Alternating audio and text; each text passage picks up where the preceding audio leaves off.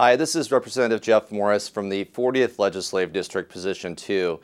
It's the busy time here in Olympia at the halfway point of the legislative session. We're in the middle of what we call the floor week, where we're on the floor for about 2 weeks straight, about 10 days, where we do nothing but pass bills that have been passed out of the legislative committees in the House to the House floor over to the Senate for the Senate to consider. The Senate right now is doing the same thing, sending us Senate bills that have passed out of their policy committees, and we're going to be sending them to the House for consideration. It's a time where it's very busy down here. All the members are on the floor, all 98 members in the House, and it's a time where tempers can sometimes run high, too. As part of leadership here in the House, it's my job to make sure that members are getting along and trying to find agreement on disagreement and move policies forward that make sense for people across the entire state of Washington. It's a constant management job because not only do you have divergent views on solutions, some people don't want to see any solution go forward for a potential problem out there. And it's our job to make sure that there's a good dialogue and discourse that goes along to get something that represents the entire population of the state. I've been spending a lot of time outside of the floor sessions working on usually my portfolio of energy bills, energy efficiency, promoting renewable energy. Those bills are moving along quite nicely and smartly. I also have moved a bill protecting your privacy and concern with what they call radio frequency identification software.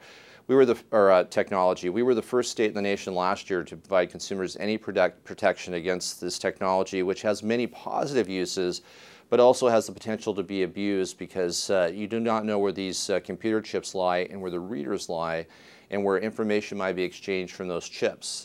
People have put them in the labels of suits and shoes, and if you have the enhanced driver's license from Washington State, there's an RFID chip in that.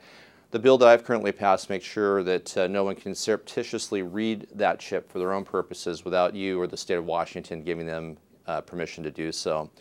In addition to that, I've been spending hours and hours of time working with my colleagues of the maritime communities across Washington State trying to solve the ferry system problem.